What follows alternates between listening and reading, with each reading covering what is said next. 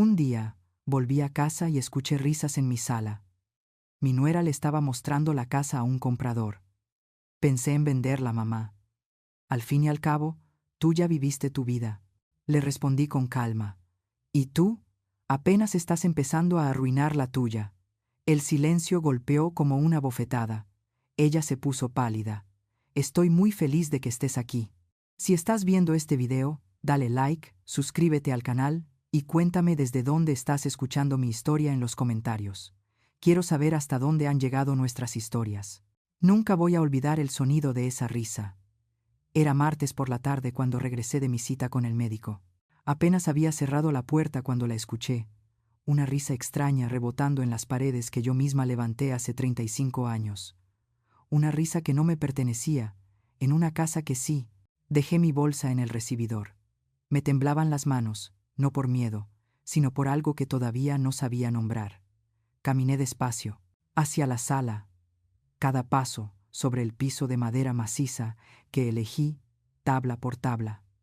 Y entonces los vi. Vanessa, mi nuera, estaba de pie junto a la ventana principal, señalando el jardín con esa mirada de dueña que había perfeccionado en los últimos meses. A su lado, un hombre con traje gris tomaba fotos con su celular. Un hombre que jamás había visto en mi vida. Los acabados son originales, decía ella con una sonrisa brillante. Mira estos techos altos, esta luz natural. Es una joyita de propiedad.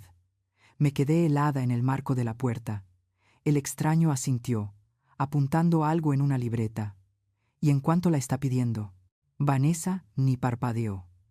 480,000 pesos. Es un precio justo por la ubicación y el tamaño del terreno. 480,000 pesos. El valor exacto de mi casa. La cifra que solo aparecía en mis documentos privados. Sentí que el aire se espesaba. Entonces me vio. Sus ojos se cruzaron con los míos por una fracción de segundo. Y en ese instante, algo en su expresión cambió. No era vergüenza, era cálculo. Medía qué decir, cómo salir de esa. «Ay, mamá», dijo con una voz demasiado dulce. «No te escuché entrar». No respondí. Solo sostuve su mirada mientras el desconocido me extendía la mano. «Buenas tardes, señora. Soy el señor Maldonado. Vine a ver la propiedad». La boca me habló sola. «A ver mi propiedad». Vanessa soltó una risa nerviosa. «Es que, bueno, pensé que sería buena idea explorar opciones». Se acercó a mí, bajando la voz como si me confiara un secreto. «Al fin y al cabo, tú ya viviste tu vida, mamá. Esta casa es demasiado grande para una sola persona. ¿No crees que sería mejor venderla para que todos podamos disfrutar ese dinero?» El silencio que siguió fue ensordecedor. El señor Maldonado tosió, incómodo, mirando entre Vanessa y yo, como si recién se diera cuenta de que había entrado en un campo minado. Pero yo no. Aparté los ojos de ella, de esa mujer que llegó a mi casa hace 2 años pidiendo techo, que durmió con mis sábanas, que comió en mis platos, que juró frente a mi hijo que lo amaría en la riqueza y en la pobreza. «Tú ya viviste tu vida». Esas 5 palabras me zumbaban en la cabeza como abejas furiosas. Respiré hondo. Sentí la sangre subir a mis mejillas, no de vergüenza, sino de algo más primitivo, más antiguo, algo que había dormido en mí demasiado tiempo. Cuando hablé, la voz me salió calma, demasiado calma. «¿Y tú?» Hice una pausa, dejando caer cada palabra como piedra en agua quieta. «Apenas estás empezando a arruinar la tuya». Vanessa parpadeó. La sonrisa se le congeló en la cara. «¿Perdón?» No me repetí. Solo me giré hacia el señor Maldonado, que ya guardaba su libreta con evidente prisa. «Señor Maldonado, lamento que haya perdido su tiempo», dije con una cortesía helada. «Esta casa no está en venta. Nunca lo ha estado, y quien le dijo lo contrario no tiene ningún derecho sobre ella». El hombre asintió rápido, murmurando disculpas mientras se dirigía a la puerta. Vanessa intentó detenerlo, pero ya era tarde. La puerta se cerró con un clic seco, y entonces nos quedamos solas. Vanessa se volvió hacia mí, y por primera vez desde que la conocí, vi algo distinto en sus ojos. No era arrepentimiento, era furia apenas contenida. «¿Cómo te atreves a humillarme así?», siseó. «Yo solo intentaba ayudar. Esta casa se está cayendo a pedazos. Ya no puedes mantenerla. Y Andrés y yo. Andrés y tú, la interrumpí. Viven aquí por mi generosidad. Comen mi comida, duermen bajo mi techo, y ahora te encuentro intentando vender lo que no te pertenece. Se puso pálida, completamente pálida. Yo solo quería... ¿Qué querías, Vanessa? Mi voz seguía serena, pero cada palabra salía afilada como bisturí. ¿Quitarme mi casa mientras aún respiro? ¿Dejarme sin nada porque decidiste que ya no valgo? No, respondió. Le temblaron los labios. Caminé hacia ella, y aunque soy 20 centímetros más baja, en ese momento sentí que la miraba desde arriba. Esta conversación no ha terminado, le susurré, pero te voy a dar un consejo. Reza para que tu esposo no se entere de esto antes de que yo decida qué hacer contigo. Me di la vuelta y subí las escaleras hacia mi recámara. Las piernas apenas me sostenían, pero no podía dejar que lo viera. No podía permitir que supiera que por dentro me estaba desmoronando. Cerré con llave. Me senté en la orilla de mi cama, esa misma cama donde dormí con mi marido durante 30 años, donde lo cuidé en sus últimos días, donde lloré su muerte hasta quedarme sin lágrimas. Y solo entonces, en el silencio de mi habitación, dejé que el temblor de mis manos se extendiera por todo mi cuerpo. Ya viviste tu vida. ¿Cómo se atrevía? ¿Cómo podía mirarme y decidir que mi tiempo había terminado? ¿Que ya no merecía el mismo techo que construí con mis propias manos? Apreté los puños sobre mi regazo, porque ese era el problema. Vanessa no sabía quién era yo. No sabía que esta casa no era solo paredes y ventanas. Era mi obra, mi diseño, mi sacrificio y lo peor. No sabía hasta dónde era capaz de llegar para protegerla, pero estaba a punto de averiguarlo. Abajo escuché pasos apresurados, una puerta que se abría, la voz de Andrés, mi hijo, preguntando qué había pasado, la voz aguda de Vanessa inventando su versión de los hechos. Me levanté y caminé hacia la ventana. Desde ahí podía ver el jardín que planté con mis propias manos, el limonero que sembré cuando nació Andrés, la banca de hierro donde mi esposo y yo tomábamos café cada mañana. Esa no era solo mi casa, era toda mi vida. Y nadie, absolutamente nadie, iba a quitármela. Si esta historia está tocando tu corazón y quieres saber cómo termina, suscríbete al canal, para no perderte ni un solo capítulo, porque lo que viene nadie lo esperaba. Apoyé la frente contra el vidrio frío de la ventana. Vanessa acababa de cometer el error más grande de su vida, solo que todavía no lo sabía. Esa noche no bajé a cenar. Escuché los golpecitos suaves en mi puerta, la voz de Andrés preguntando si estaba bien, diciendo que necesitábamos hablar, pero no respondí. Porque si abría esa puerta, si veía su rostro, podría decir cosas de las que luego me arrepentiría. En lugar de eso, me senté en el sillón junto a la ventana, mirando las sombras del jardín mientras la noche se tragaba los colores del día. Y ahí, en ese silencio, hice algo que no había hecho en años. Recordé. Recordé a la mujer que solía ser. Mi nombre es Sonia Méndez. Tengo 68 años, pero hubo un tiempo en que 68 me parecía una eternidad lejana. Hubo un tiempo en que nada podía detenerme. Cerré los ojos y me vi a los 33, con el cabello negro recogido en una coleta, las manos manchadas de tinta y yeso, inclinada sobre una mesa de dibujo en una pequeña oficina que apenas tenía ventanas. Era 1990. Acababa de graduarme como arquitecta en un mundo que todavía miraba con rareza a las mujeres con casco y planos bajo el brazo. Mi esposo, Diego, trabajaba como contador en una empresa mediana. Andrés tenía apenas 3 años y corría descalzo por la casa rentada, un pequeño departamento de 2 recámaras en Guadalajara, donde los vecinos del piso de arriba hacían tanto ruido que parecía que movían muebles a medianoche. «Sonia», me decía Diego mientras tomábamos café de olla en la madrugada, «algún día tendremos nuestra propia casa, una que tú diseñes, una que sea solo nuestra».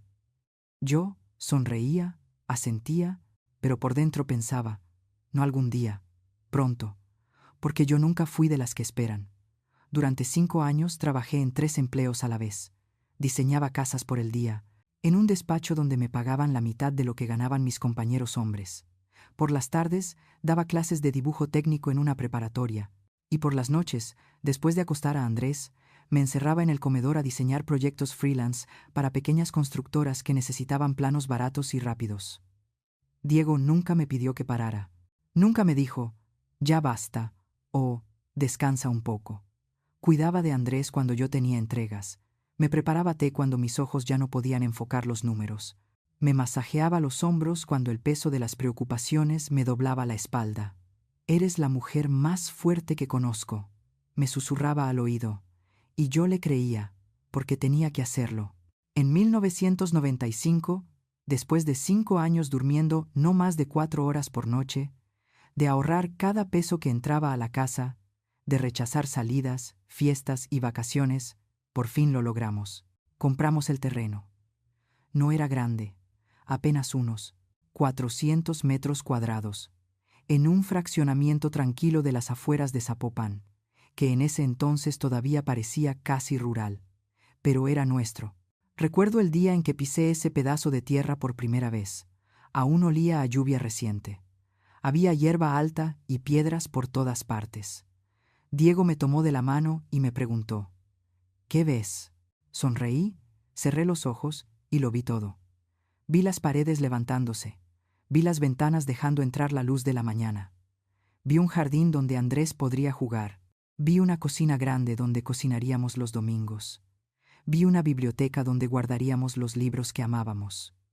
Veo nuestra vida, le respondí. Y entonces empecé a construirla. Diseñé cada centímetro de esa casa, cada ángulo, cada ventana. Elegí la orientación de la casa para aprovechar el sol de la mañana en las recámaras. Calculé la altura del techo para que el calor no se concentrara en verano. Diseñé closets profundos, alacenas, amplias, baños con ventilación natural. Pero no solo diseñé, también construí. Sí, yo misma, porque no teníamos dinero para pagar toda la mano de obra. Así que aprendí. Aprendí a mezclar cemento, a colocar tabiques, a nivelar pisos. Aprendí a usar la llana, la lijadora, el martillo. Mis manos, que antes solo conocían los lápices y las reglas, se llenaron de callos y cicatrices. Diego trabajaba conmigo cada fin de semana. Andrés jugaba entre los costales de arena, construyendo sus propios castillos mientras nosotros levantábamos las paredes del nuestro. Nos tomó 3 años. 3 años de sangre, sudor y lágrimas. 3 años de noches en las que me dormía con las manos adoloridas. 3 años de levantarme antes del amanecer para revisar que todo siguiera avanzando.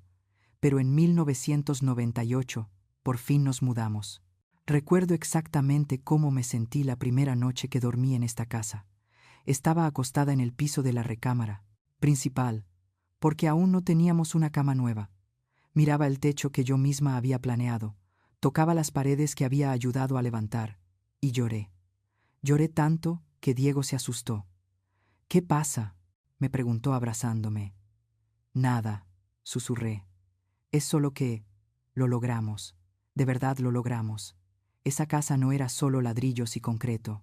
Era la prueba viviente de que, cuando una mujer decide algo, el universo entero tiene que hacerse a un lado». Los años pasaron. Andrés creció entre estas paredes. Aprendió a andar en bicicleta en este jardín. Celebró cumpleaños en esta sala. Trajo amigos, novias, ilusiones. Diego y yo envejecimos aquí.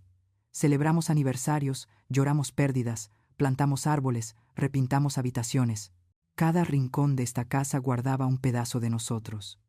Y entonces, hace 8 años, Diego se enfermó. Cáncer de páncreas, etapa 4. 6 meses de vida, dijo el médico. Vivió 11. 11 meses en los que esta casa se convirtió en hospital, en refugio, en templo, y yo en enfermera, en guerrera, en viuda anticipada. Lo cuidé aquí, en nuestra recámara, en la misma cama donde dormimos juntos durante 30 años. Le di sus medicinas. Lo bañé cuando ya no podía hacerlo solo. Le leí sus libros favoritos. Le sostuve la mano mientras el dolor lo partía en dos. Y murió aquí, en mis brazos, mirándome con esos ojos que me habían visto levantar imperios desde la nada. Sus últimas palabras fueron: «Cuídala. También es tuya». No hablaba de mí, hablaba de la casa, porque él lo sabía. Sabía que esta casa era más que un lugar. Era mi legado, mi obra maestra, mi prueba de que Sonia Méndez había existido y había dejado huella en este mundo. Después de su muerte, Andrés quiso que me mudara con él. «Mamá, esta casa es demasiado grande para ti sola», me decía. «Ven a vivir con nosotros». Pero me negué. ¿Cómo podía abandonar el Amaz? ¿Único sitio donde aún sentía a Diego?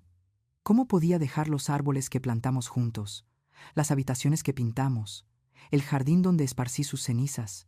Me quedé sola, sí, pero en casa.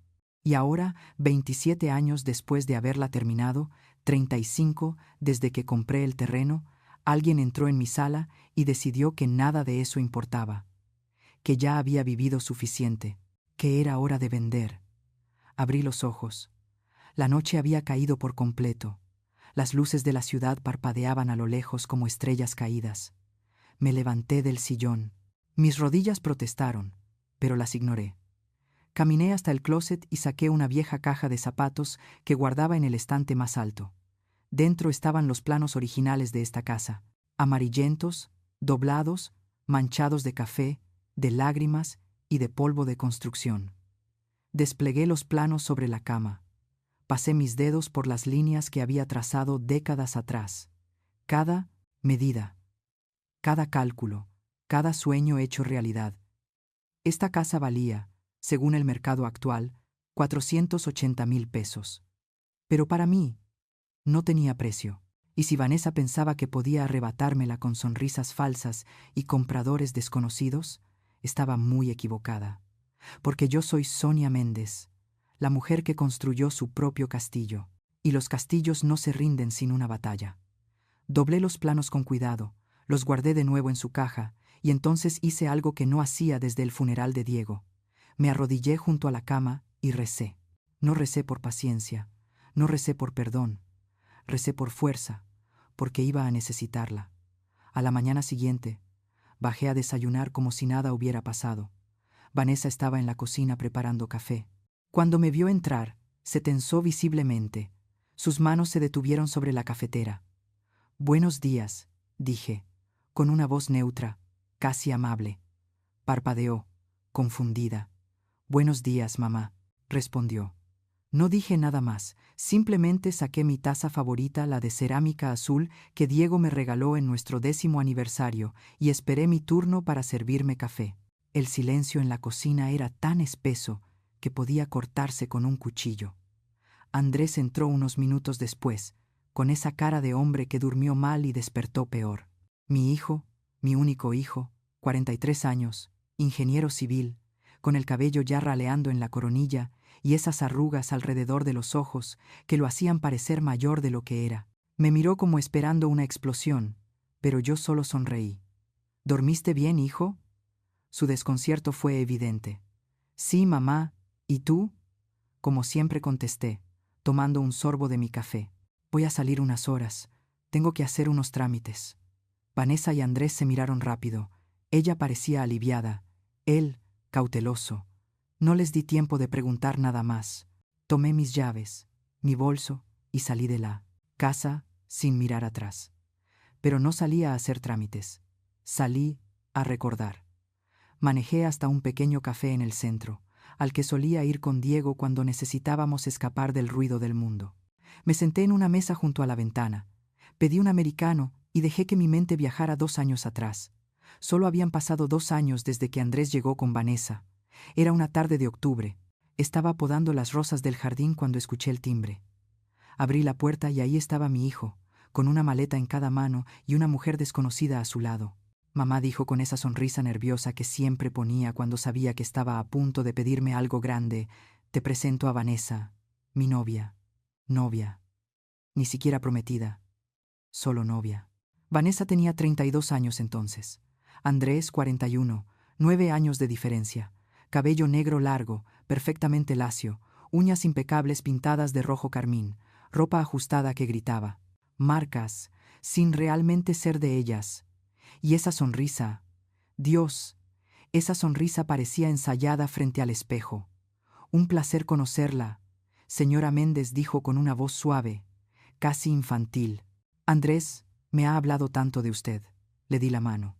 Fría. Demasiado fría para un día cálido. El placer es mío, respondí, y miré a mi hijo. ¿Van a pasar o solo venían de visita? Andrés carraspeó. En realidad, mamá, necesitamos un favor. Por supuesto que sí, dije en silencio, ya sabiendo lo que venía. Resultó que Andrés había perdido su trabajo hacía 3 meses. Una reestructuración en la empresa, le dijeron. El último en entrar, el primero en salir. Y Vanessa, según me contó, trabajaba en ventas, pero estaba entre empleos. Entre empleos. Qué elegante manera de decir desempleada. Necesitamos quedarnos aquí un tiempo, dijo Andrés, sin mirarme a los ojos. Solo hasta que encuentre algo nuevo. Un par de meses, máximo. Un par de meses. Debería haber dicho que no. Debería haber preguntado por qué no pedían ayuda a la familia de ella. Debería haber puesto reglas claras, límites, fechas específicas. Pero miré a mi hijo, a ese hombre que yo había criado, y vi algo en sus ojos que me asustó. Desesperación. Está bien, le dije. Pueden quedarse. Vanessa sonrió. Una sonrisa de victoria que intentó disimular como gratitud. Gracias, mamá. No sabes lo que esto significa para nosotros. Mamá, ya me llamaba así sin siquiera estar casada con él. Los primeros días fueron tolerables. Vanessa era amable, atenta, ayudaba con la limpieza, preparaba el desayuno, me preguntaba si necesitaba algo del supermercado. Andrés pasaba las mañanas enviando currículums y haciendo entrevistas por videollamada. Por las tardes salía con Vanessa a conocer el barrio o se encerraban en su habitación. Intenté darles espacio. Después de todo, eran pareja. Necesitaban privacidad. Pero entonces comenzaron los cambios, pequeños al principio, casi imperceptibles. Vanessa empezó a reorganizar la cocina. Es más práctico así, mamá, decía, mientras movía mis ollas de su lugar. Cambió las cortinas de la sala sin consultarme. Las otras ya estaban muy viejas, se justificó.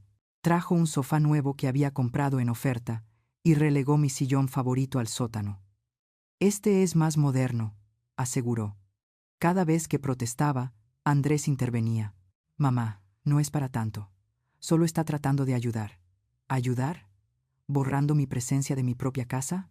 Pero me quedé callada, porque no quería ser esa suegra, la que se queja, la que se mete, la que hace drama por todo. Así que me tragué mi incomodidad y sonreí. Lo que iba a ser un par de meses se convirtió en 6, después en 1 año, y luego en 1 año y medio. Andrés consiguió trabajos eventuales, pero nada estable. Vanessa seguía buscando, pero nunca encontraba algo que la convenciera. Y mientras tanto, mi casa dejó de ser mía. Vanessa empezó a invitar amigos sin avisarme. Celebraban cumpleaños de gente que ni conocía en mi sala. Usaban mi vajilla buena, la que solo sacaba en Navidad. Dejaban los platos sucios en el fregadero, esperándome para lavarlos. Cuando les pedía que ayudaran con los gastos, Andrés me miraba con cara de niño triste. Mamá, sabes que andamos cortos. En cuanto mejore la situación, te prometo que... Pero las cosas nunca mejoraban. Y cada día, Vanessa se comportaba menos como una huésped y más como la dueña. Empezó a llamar a mi casa, nuestra casa, a mi jardín, nuestro jardín, a mi sala, nuestra sala. Cuando sus amigas le preguntaban, decía con toda naturalidad, sí, vivimos aquí. Es una casa familiar. Como si yo fuera solo una inquilina en mi propia propiedad. Andrés parecía ciego. O peor, parecía no querer. Una noche lo confronté. Había pasado 6 meses desde que Vanessa redecoró mi comedor sin siquiera consultarme. Hijo, le dije cuando estuvimos a solas. Necesitamos hablar. Suspiró, como si ya supiera lo que venía, como si estuviera cansado de oírlo. Mamá, por favor, no empieces. ¿Empezar qué? A defender lo que es mío, a pedir un mínimo de respeto. Vanessa te respeta, dijo, pero su voz sonaba vacía, como si repitiera algo ensayado. Solo quiere que la casa se vea bien, que sea un lugar agradable para todos. Antes de que ella llegara, todo era tranquilo. Andrés cerró los ojos. Mamá, no hagas esto, por favor. ¿Hacer qué? Recordarte que esta casa es mía, que están aquí por mi generosidad. Ya lo sé. Mamá explotó de pronto. ¿Crees que no lo sé? ¿Crees que ella no me lo recuerda todos los días, con esa forma de mirarme como si me hiciera un favor? Me quedé helada. Vanessa no me recuerda nada, continuó, con la voz temblorosa. Solo actúa como si tuviera derecho a estar aquí. Y lo tiene, porque yo se lo di. Se pasó las manos por la cara. Mamá, la amo. Y necesito que hagas un esfuerzo por llevarte bien con ella. La amo. Esas 3 palabras lo explicaron todo. Mi hijo estaba tan enamorado, tan ciego, que no podía ver lo que yo veía con claridad de cristal. Vanessa no amaba esta casa. Tampoco lo amaba a él. Amaba la seguridad, la comodidad, el techo gratis. Pero no podía decírselo. Porque cuando le dices a un hombre que la mujer que ama solo lo está usando, no te escucha. Solo empieza a odiarte. Así que me tragué las palabras, asentí, y lo dejé creer que había ganado. Pero esa noche, acostada en mi cama, supe que algo se había roto entre mi hijo y yo. Algo que quizás nunca podríamos reparar. Y 3 meses después, ahí estaba yo, sentada en un café del centro, tomando un americano frío, recordando cómo había llegado hasta ese punto. Cómo había permitido que una desconocida entrara en mi vida y la desmantelara pedazo a pedazo. Cómo había perdido a mi hijo sin darme cuenta del momento exacto en que ocurrió.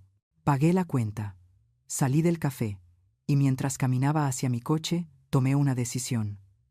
No iba a recuperar a mi hijo discutiendo con él. Lo recuperaría mostrándole la verdad, y para eso necesitaba pruebas. Las termitas no destruyen una casa en un solo día. Lo hacen despacio, con paciencia, una astilla a la vez, hasta que un día descubres que los cimientos están huecos y ya es demasiado tarde. Así fue como Vanessa me arrebató la vida, no con un solo golpe, sino con 1000 pequeñas heridas que al principio parecían insignificantes. Volví a casa esa tarde decidida a observar, a documentar, a mirar con nuevos ojos lo que llevaba meses ignorando. Y lo que vi me heló la sangre. Entré por la puerta principal, y el olor fue lo primero que me golpeó. No era el aroma habitual, esa mezcla de madera antigua y flores del jardín que tanto amaba. Era perfume. Un perfume dulce, pesado, que saturaba el aire como una niebla tóxica. Vanessa había comprado uno de esos difusores eléctricos y lo había colocado en la entrada. Vainilla francesa, decía la etiqueta. Odiaba la vainilla. Caminé hacia la cocina. Ahí estaba ella, cocinando algo en la estufa. Cuando me vio entrar, su sonrisa fue instantánea. Demasiado instantánea. Mamá, qué bueno que llegas. Hice pollo con salsa verde para la comida. El estómago me gruñó. No había comido nada desde el café de la mañana. Qué rico, dije, acercándome a la estufa. Pero entonces vi los platos sobre la barra. 2 platos, solo 2, servidos generosamente con arroz blanco esponjoso, ensalada fresca y tortillas calientitas en una canasta. ¿Y para mí?, pregunté con voz casual. Vanessa ni siquiera pareció incómoda. Ay, no sabía a qué hora volverías, mamá, pero hay más en la olla. ¿Te sirves? ¿Te sirves? Como si fuera una invitada que llegaba tarde a cenar. Me acerqué a la estufa. La olla estaba casi vacía. Solo quedaba un pedazo pequeño de pollo nadando en una salsa aguada, sin arroz, sin ensalada, las sobras. Me estaba ofreciendo las sobras en mi propia casa. No dije nada. Serví lo poco que quedaba en un plato. Tomé una tortilla dura del paquete encima del refrigerador, no de la canasta con las calientes, y me senté en la barra del desayuno, no en el comedor, porque Vanessa y Andrés ya estaban ahí, comiendo, riendo, hablando de una serie que veían juntos. Comí sola, en silencio, mirando por la ventana el jardín que yo había sembrado con mis manos. El pollo estaba frío. Esa noche decidí no dormir. Esperé hasta escuchar las puertas cerrarse, hasta que las luces del pasillo se apagaron, hasta que la casa quedó envuelta en ese silencio profundo de medianoche. Entonces bajé descalza, como una ladrona en mi propio hogar, y empecé a buscar, primero, la sala. Los muebles que Vanessa había traído no estaban en oferta, como ella había dicho. Revisé la etiqueta todavía pegada en la parte inferior, tienda departamental de lujo. Cada pieza costaba más de 4,000 pesos. ¿Con qué dinero los había comprado? Sí, supuestamente, estaba desempleada. Abrí los cajones del nuevo gabinete. facturas. Montones de facturas a nombre de Vanessa Quiroga. Tarjetas de crédito. 4 diferentes, todas en números rojos. Tomé fotos con mi celular. Cada factura, cada estado de cuenta que encontré escondido entre revistas y papeles. Vanessa debía 32,000 pesos en una tarjeta, 24,000 en otra, 18,000 en la tercera y 15,000 en la última. 89,000 pesos de deuda. Y yo, que pensaba que no tenía dinero, seguí buscando. En el estudio que antes había sido de Diego, ahora convertido en la oficina de Vanessa, encontré algo más. Correos electrónicos impresos. Conversaciones con un abogado llamado Lick Anderson, fechadas hace 2 meses. Estimada Sora Quiroga, en respuesta a su consulta sobre cómo obtener el poder legal en caso de incapacidad del propietario, le informo que se me cortó la respiración. Incapacidad del propietario, o sea, yo. Estaba investigando cómo declararme incompetente, cómo quitarme el control legal de mi propia casa. Las manos me temblaban tanto que casi se me caen los papeles. Fotografié todo, cada línea, cada párrafo incriminatorio. Y había más. Una tasación inmobiliaria realizada 3 semanas atrás por una empresa que yo jamás había contratado. 480,000 pesos, decía el documento, con una nota escrita a mano al margen. Comprador interesado. Depósito de 30,000. 30,000 pesos de depósito. Ya había vendido mi casa, o al menos, ya había recibido dinero a cuenta por una venta que yo no había autorizado. Subí las escaleras con las piernas temblando. Me encerré en mi recámara. Conecté el celular a mi vieja laptop y transferí todas las fotos. Ahí estaba la evidencia, clara, irrefutable. Pero una parte de mí todavía no podía creerlo. Todavía quería pensar que quizá había entendido mal, que tal vez Vanessa tenía una explicación. Qué ingenua fui. Los días siguientes fueron una pesadilla silenciosa. Empecé a notar cosas que antes había ignorado, cosas que me había convencido de que no eran para tanto. Como la forma en que Vanessa organizaba reuniones en mi casa sin avisarme. Sus amigas llegaban por las tardes. Se instalaban en la sala como si fuera suya. Bebían mi vino. Usaban mi baño. Dejaban marcas de labial en mis copas de cristal. Una vez me atreví a reclamar: Vanessa, me hubiera gustado que me avisaras que ibas a tener visitas. Ella sonrió con esa dulzura falsa que ya conocía tan bien. Ay, mamá, pensé que no te importaría. Al fin que estás en tu cuarto. Ni siquiera te molestamos. En mi cuarto, como si fuera una anciana confinada en una residencia, o como aquel día que regresé del supermercado y encontré mi puerta cerrada con llave desde afuera. ¿Por qué está cerrada mi habitación?, pregunté con la bolsa de mandado aún en las manos. Vanessa salió de la cocina, secándose las manos. Ah, es que estaba limpiando y no quería que entrara el polvo del pasillo. Ya está abierta. Una mentira. Cuando entré, todo estaba exactamente igual. No había limpiado nada. Había estado buscando algo. Documentos, probablemente las escrituras. Empecé a guardar todo bajo llave. Mi pasaporte, mis papeles importantes, las escrituras de la casa que antes tenía en el estudio. Y entonces comenzó lo peor. Las cenas. Vanessa empezó a cocinar comidas elaboradas para ella y para Andrés.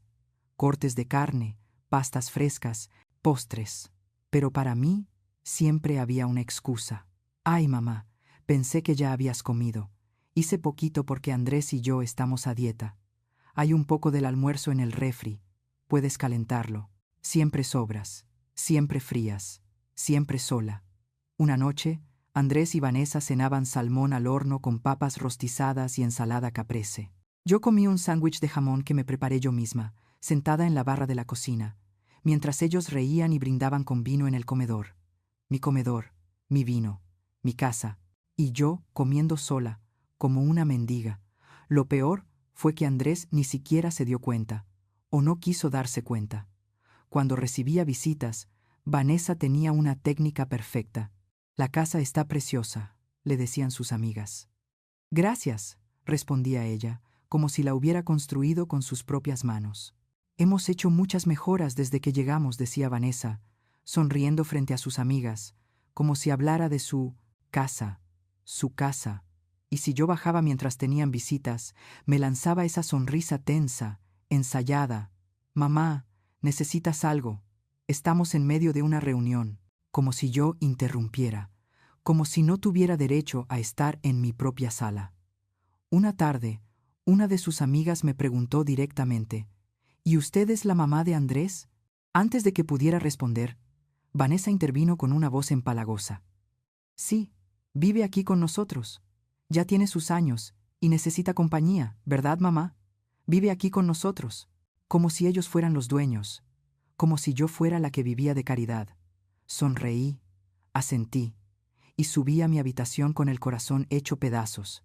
Esa noche, acostada en mi cama, mirando el techo que yo misma había diseñado, sentí algo que no había sentido en años. No era tristeza, era rabia, una rabia profunda, antigua, nacida de algún lugar oscuro en mi pecho y que se extendía como fuego por mis venas. ¿Cómo había permitido esto? ¿Cómo dejé que esta mujer entrara en mi vida y la destrozara pedazo a pedazo? ¿Cómo había permitido que me tratara como basura en mi propia casa? Pero la rabia no era solo contra Vanessa, era contra mí misma, por cobarde, por quedarme callada, por sonreír cuando debía gritar, por ser la buena suegra cuando debía ser la dueña de mi vida. Me levanté de la cama, caminé hacia el espejo. La mujer que me miraba tenía 68 años.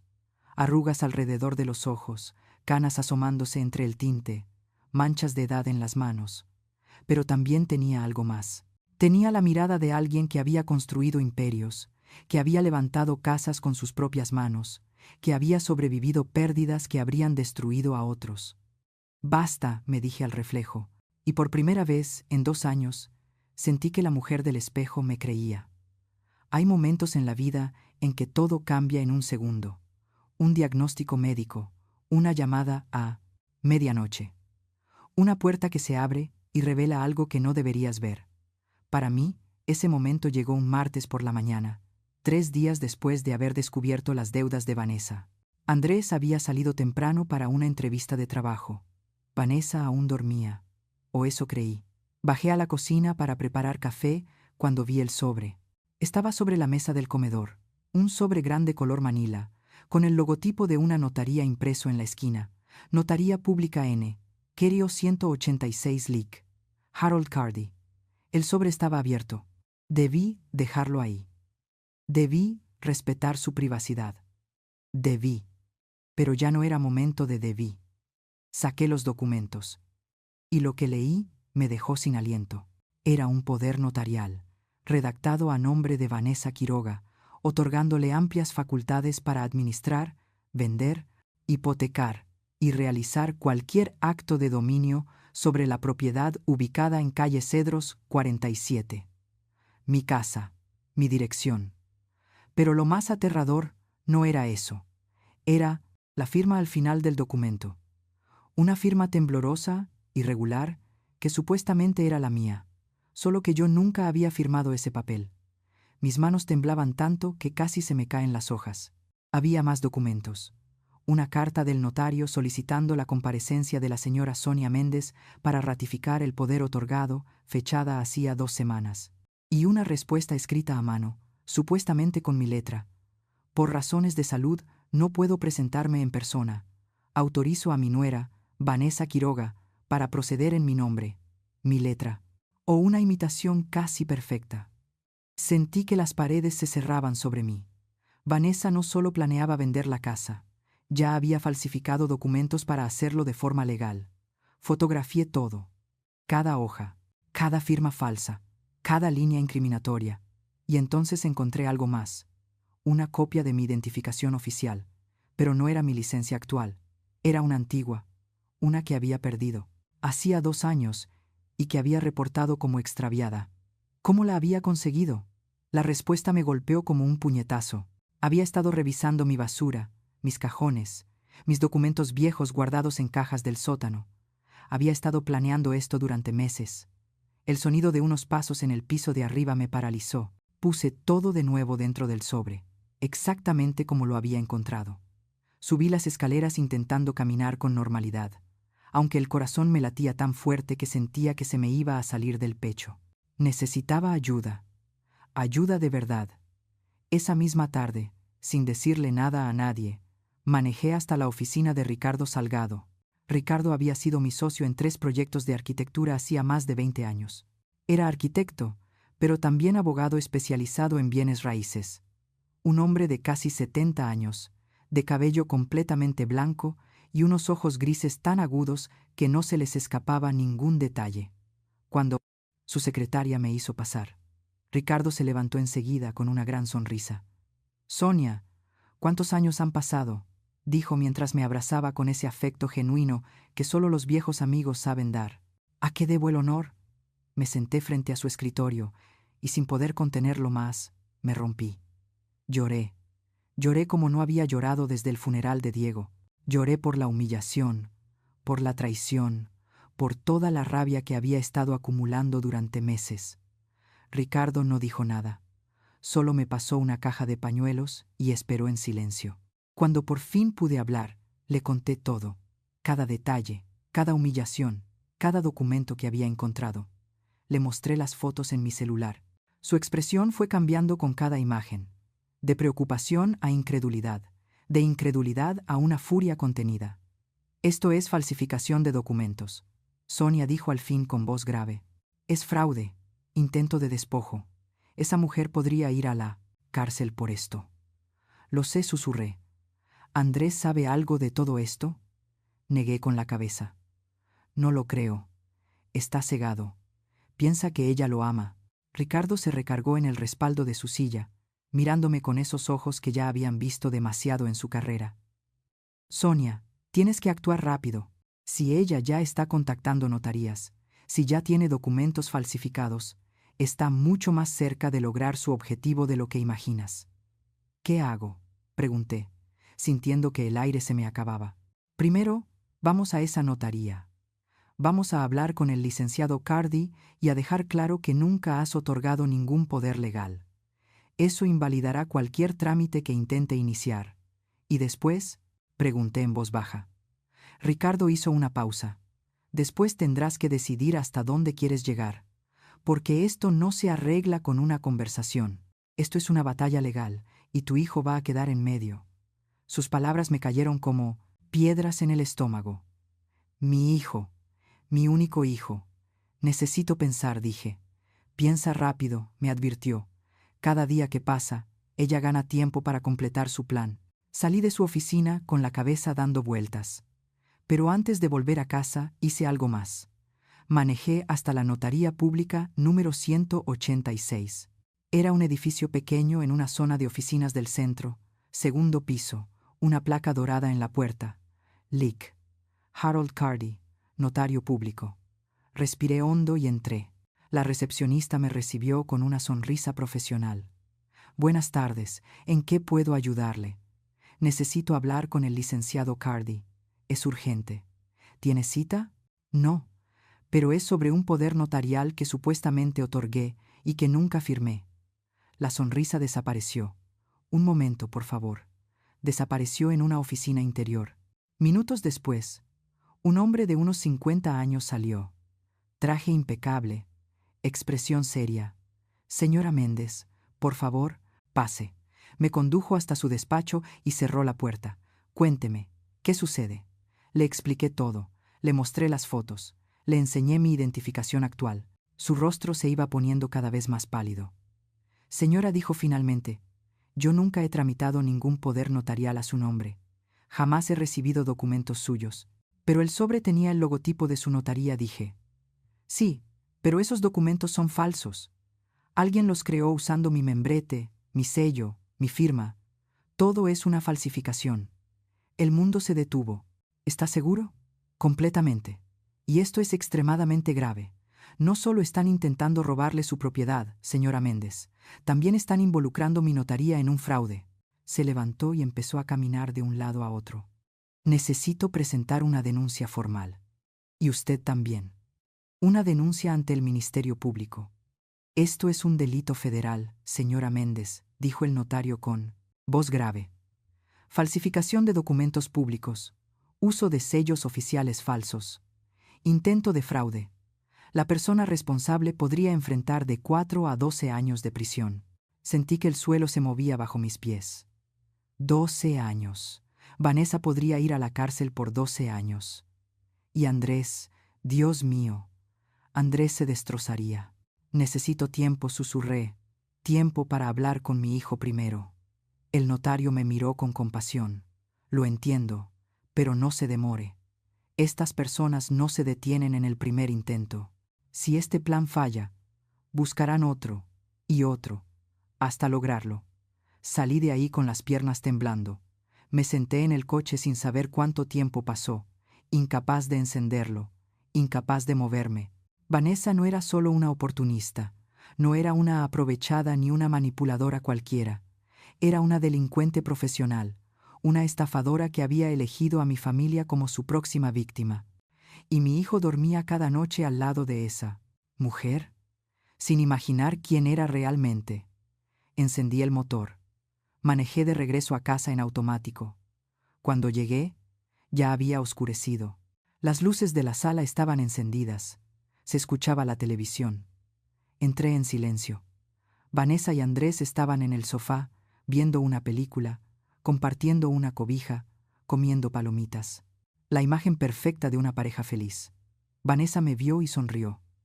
Esa sonrisa que ahora reconocía por lo que era, una máscara. «Mamá, ¿quieres palomitas?» Hice de más. Mi voz salió sorprendentemente tranquila.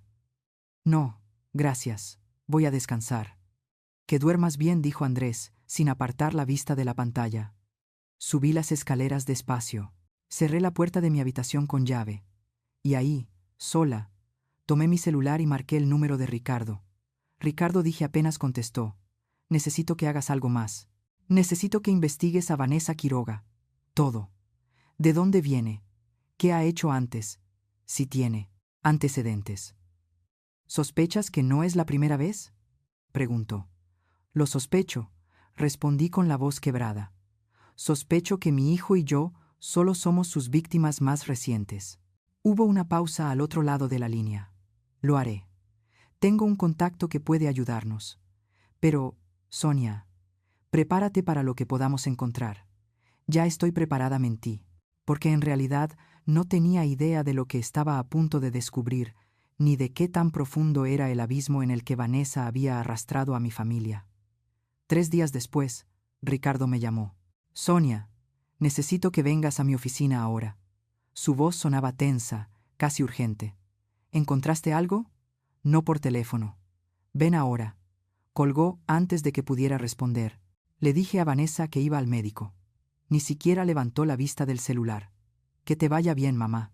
El camino hasta la oficina de Ricardo se me hizo eterno.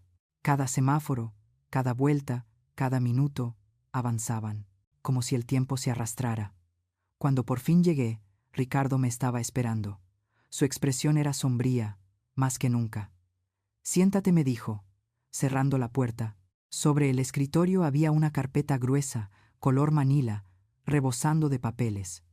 «Mi contacto es un investigador privado», comenzó Ricardo. Le di el nombre completo de Vanessa Quiroga y le pedí que revisara todo. Antecedentes penales, historial crediticio, redes sociales, todo. Guardó silencio un instante, como buscando la forma de decir lo que venía. «Ricardo, me estás asustando, y deberías estarlo». Abrió la carpeta. «Sonia, Vanessa Quiroga no es quien dice ser». Mi corazón se detuvo. «Para empezar», continuó, sacando varios documentos, «su nombre completo es Vanessa Koga, 34 años, nacida en Houston. Pero hay algo que Andrés definitivamente no sabe». Puso un documento frente a mí. «Un acta de matrimonio. Vanessa está casada. El mundo se inclinó bajo mis pies. ¿Qué? Casada legalmente con un hombre llamado Javier Ruiz, desde hace 8 años. Nunca se divorciaron. El matrimonio sigue vigente». Leí el acta con las manos temblorosas. Ahí estaba su nombre, su firma, la fecha, 14 de marzo de 2017. Eso significa, mi voz se quebró, que su relación con Andrés es legalmente inválida. «Exacto», respondió Ricardo. «Si se casaran mañana, sería bigamia. Un delito». Sacó más papeles. «Pero hay más. mucho más. Me mostró un reporte policial. Houston, Texas, 2019. Vanessa fue denunciada por una mujer llamada Patricia Oswald. Los cargos: fraude y robo. Vanessa vivía con el hijo de esa mujer. Convenció a la familia de que necesitaba ayuda. Y en el transcurso de 6 meses, intentó quedarse con una propiedad familiar valuada en $300,000, unos 5 millones de pesos. Sentí náuseas. La denuncia se retiró, continuó Ricardo, porque llegaron a un acuerdo extrajudicial. La familia le pagó 20,000 pesos para que se fuera y nunca regresara. Ricardo pasó a otro documento, pero ahí no terminó, continuó con el ceño fruncido. En 2021, en Phoenix, hubo otra denuncia, esta vez de un hombre de 60 años llamado Miguel Torres. Vanessa se convirtió en su novia, se mudó a su casa y en menos de un año vació su cuenta bancaria. 40,000 pesos, más papeles, más denuncias, más víctimas. En 2022, en Denver, otra familia completa prosiguió Ricardo. Los convenció de que era agente inmobiliaria y les sacó 35,000 pesos como depósito por una casa que nunca existió. Cada documento era como un martillazo en el pecho. Y ahora está aquí, terminó Ricardo, en tu casa, con tu hijo, siguiendo el mismo patrón que ha usado por años. No podía respirar, literalmente no podía meter aire en mis pulmones. Andrés, fue lo único que logré decir. Andrés está con una estafadora profesional, una depredadora que elige víctimas vulnerables y las exprime hasta dejarlas vacías. Ricardo se inclinó hacia mí. Sonia, esta mujer es peligrosa. No solo quiere robarte la casa. Esto es lo que hace. Es su forma de vivir. ¿Y el esposo, Javier Ruiz? Pregunté con voz apenas audible. Lo localizamos, respondió. Vive en Houston. Trabaja como mecánico. Cuando mi investigador habló con él, dijo que Vanessa desapareció hace 3 años sin dejar rastro. Se llevó dinero, joyas, documentos. La buscó durante meses, pero al final se rindió. No quise gastar en abogados por alguien a quien no deseo volver a ver, fueron sus palabras. Ricardo puso una fotografía sobre el escritorio. Un hombre de unos 40 años, moreno, con overol de mecánico, de pie, frente a un taller. Está dispuesto a testificar si es necesario, para confirmar que el matrimonio sigue siendo válido. Me recargué en la silla, sintiendo que el cuerpo me pesaba toneladas. Tengo que contárselo a Andrés. Sonia, dijo Ricardo despacio. Piénsalo bien. Cuando le digas esto, su mundo se va a derrumbar. Debes estar preparada. ¿Y qué se supone que haga? ¿Dejar que esa mujer siga manipulándolo? ¿Dejar que termine de destruirlo? No, pero necesitas un plan. Porque cuando Vanessa sepa que descubriste la verdad, podría ponerse peligrosa. Ya lo es, contesté, casi en un susurro. Ricardo asintió. Por eso debemos actuar con inteligencia, con estrategia. Cerró la carpeta. Voy a preparar toda la documentación legal. Presentaremos una denuncia formal. Falsificación, fraude, intento de despojo. Pero mientras tanto, necesitas mantenerte tranquila en casa. No dejes que sospeche. No sé si pueda hacerlo. Tienes que hacerlo, Sonia. Porque si se siente acorralada, no. Sabemos de lo que es capaz. Salí de la oficina con la carpeta bajo el brazo, sintiendo que no cargaba papeles, sino plomo derretido. Manejé de regreso a casa, en un estado de niebla. Mi mente repetía las imágenes de todas esas denuncias, todas esas víctimas, todas esas familias destruidas. Y ahora éramos nosotros. Cuando llegué, la casa estaba en silencio. Demasiado silencio. Subí las escaleras y entonces lo escuché. Voces provenientes de la habitación de Andrés y Vanessa. Estaban discutiendo. Me acerqué sin hacer ruido. La puerta estaba entreabierta. «No puedes seguir así», Andrés decía a Vanessa con tono frustrado. «Tu mamá nos está asfixiando». «No empieces». «Por favor», respondió él con cansancio. «Vivimos en su casa, comemos su comida, todo es suyo». «¿Y hasta cuándo?», replicó ella, alzando la voz. ¿Vamos a depender de ella toda la vida? Estoy buscando trabajo, Vanessa. Tuve una entrevista la semana pasada. ¿Y mientras tanto qué? ¿Nos quedamos aquí como dos parásitos, como adolescentes viviendo con su mamá? Hubo un silencio. ¿Qué quieres que haga?, preguntó Andrés con la voz vencida. Quiero que seas un hombre, Andrés. Que pongas límites. Que le digas que esta casa puede ser nuestra si nos la cede. De todos modos va a ser tuya cuando... Se detuvo, pero no hizo falta que terminara la frase. Cuando yo muera, no voy a pedirle eso, respondió él, con firmeza débil. Entonces, nunca tendremos nada propio. Nunca seremos independientes. Pausa. A veces pienso que amas más a tu mamá que a mí, dijo ella, venenosa. No digas eso. Es la verdad.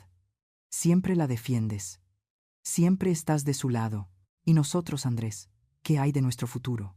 No pude escuchar más. Retrocedí sin hacer ruido. Entré en mi habitación. Cerré la puerta con llave. Me senté al borde de la cama. La carpeta aún estaba en mis manos. Y entonces, algo dentro de mí finalmente se rompió. No fue un grito. No fue drama. Fue un silencio tan hondo que dolía respirar. Era un silencio seco, como el crujido de una rama que se parte bajo demasiado peso. Durante 2 años lo había soportado. Había callado. Había sido comprensiva. Había permitido que me trataran como una carga en mi propia casa porque no quería ser la suegra difícil, porque no quería perder a mi hijo. Pero ya lo había perdido. Lo perdí el día que eligió creerle a ella en lugar de a mí. Lo perdí el día que me vio comer sola en la barra del desayuno y no dijo nada. Lo perdí el día que la escuchó llamarme mamá, con ese tono condescendiente, y solo sonrió. Abrí de nuevo la carpeta. Miré todas esas denuncias, todas esas víctimas, y tomé una decisión. No iba a ser una más. No iba a terminar como esas personas, despojadas, humilladas, destruidas. Si Vanessa quería guerra, la iba a tener, pero sería en mis términos, en mi terreno. Y ella no tenía ni idea de con quién se había metido, porque yo era Sonia Méndez, la mujer que construyó su casa con sus propias manos, la mujer que sobrevivió a la muerte de su esposo, la mujer que crió sola a su hijo, y las mujeres como yo no se rinden. Nos levantamos. Esa noche no bajé a cenar.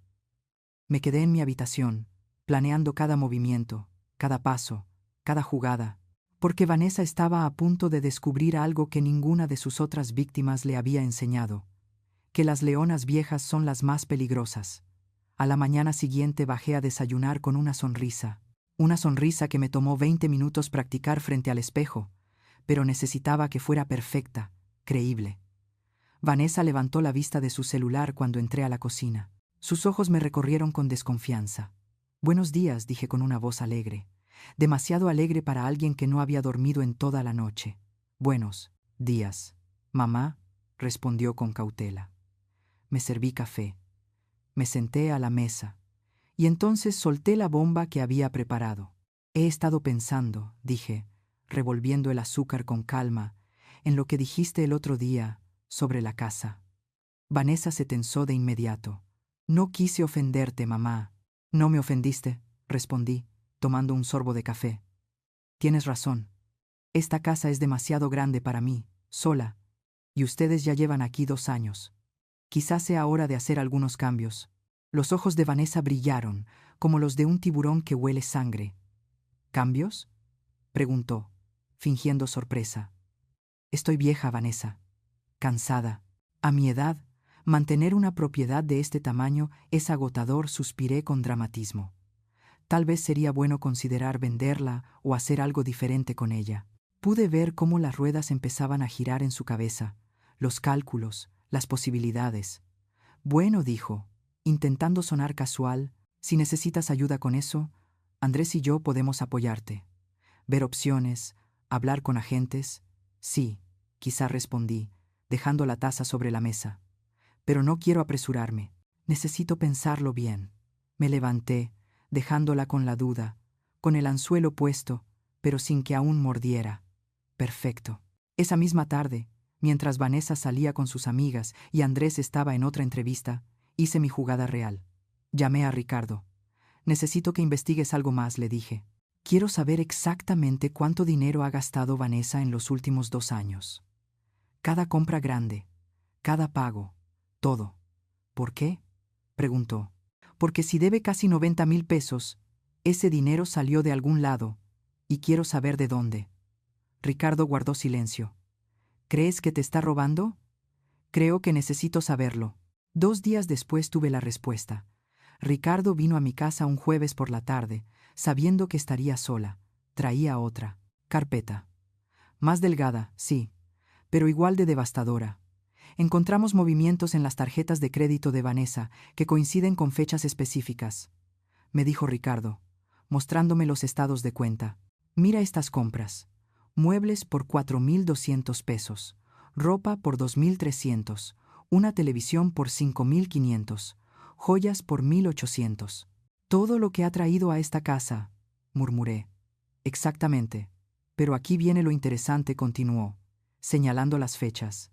Estos pagos se realizaron 1 o 2 días después de que tú hicieras retiros en efectivo de tu cuenta. Me quedé helada. ¿Cómo sabes cuándo hago retiros? Porque mi investigador habló con el gerente de tu banco.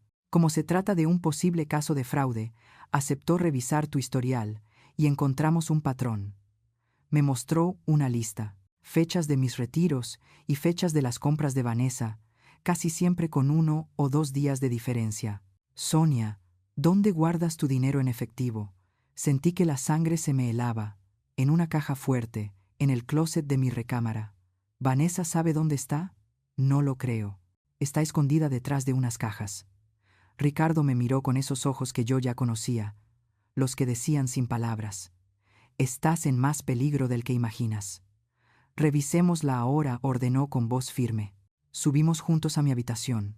Abrí el closet, moví las cajas, saqué la caja fuerte metálica que había comprado hacía años. La abrí con la llave que siempre llevaba en la cartera. Dentro deberían estar 15,000 pesos, mis ahorros de toda la vida, el dinero que guardaba para emergencias. Conté los billetes con las manos temblorosas. 7,300. Faltaban 7,700 pesos. No puede ser, susurré. Siempre la cierro con llave. Ricardo tomó la caja, la examinó y luego señaló unas pequeñas marcas alrededor de la cerradura. La forzaron, dijo, probablemente con una ganzúa o alguna herramienta delgada.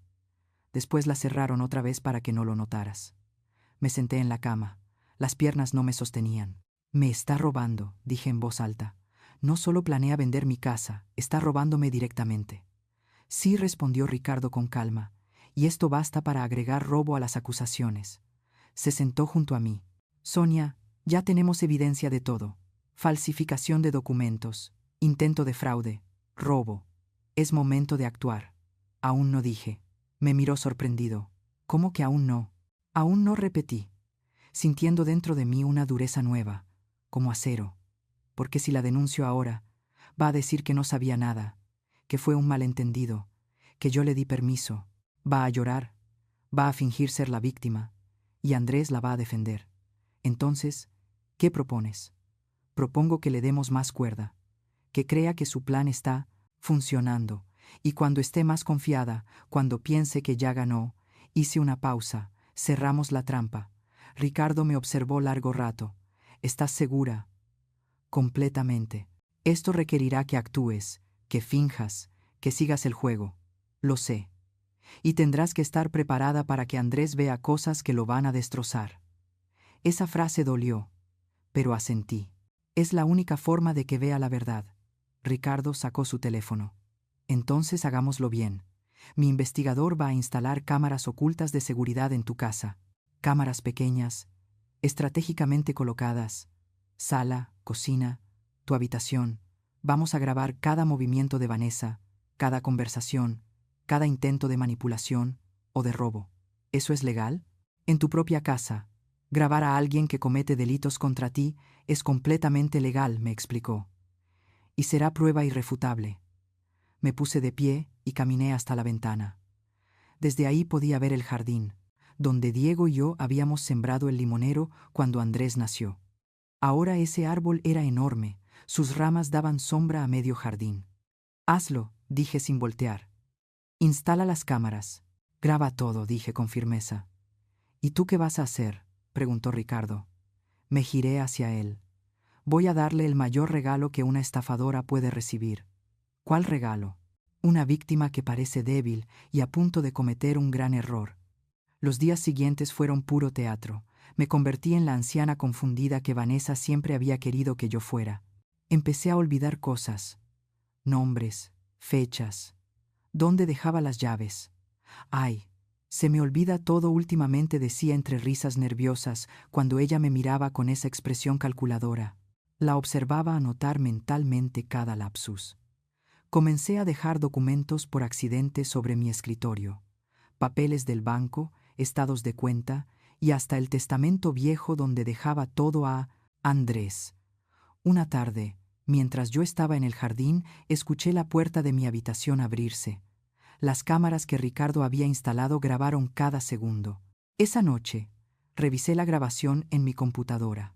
Ahí estaba Vanessa, entrando en mi cuarto, revisando los cajones, fotografiando mis documentos con su celular. Sentí asco, pero también una satisfacción fría. Cada segundo de ese video era prueba. Seguí con mi actuación. Empecé a hacer comentarios al aire, fingiendo cansancio por los trámites y los papeles. «Ay, Vanessa», le dije una tarde, mientras fingía ayudarme a organizar documentos. «A veces pienso que debería darle poder general a Andrés para que él se encargue de todo. Ya estoy muy vieja para estas cosas». Sus ojos brillaron al instante. «No es mala idea, mamá. Así podrías dejar de preocuparte». «Sí, tal vez», respondí, dejando la frase colgando. Esa misma tarde, la cámara de la sala grabó una conversación suya, por teléfono. «Sí, la vieja ya está cayendo. Dale una semana más y tendré el poder notarial». «No, el hijo no sirve para nada. Hace lo que le digo. 480,000. Ya te lo dije». «Sí, el mismo plan que en Denver, pero esta vez no va a fallar». Ricardo tenía razón. Esto era lo que hacía, su método perfeccionado, pero había algo más que necesitaba saber. Algo que me molestaba como una espina clavada. «Ricardo», le dije por teléfono esa noche, «necesito que investigues una cosa más. Dime, el esposo de Vanessa, Javier Ruiz. Quiero que vayas a verlo personalmente. Muéstrale fotos de Andrés. Quiero saber si Vanessa le ha dicho algo sobre nosotros». «¿Por qué?» «Porque tengo un presentimiento». 3 días después, Ricardo regresó con información que me dejó sin aliento. «Hablé con Javier Ruiz», me dijo. Le mostré fotos de Andrés. ¿Y sabes qué me dijo? Negué con la cabeza. Que Vanessa lo contactó, hace 2 meses.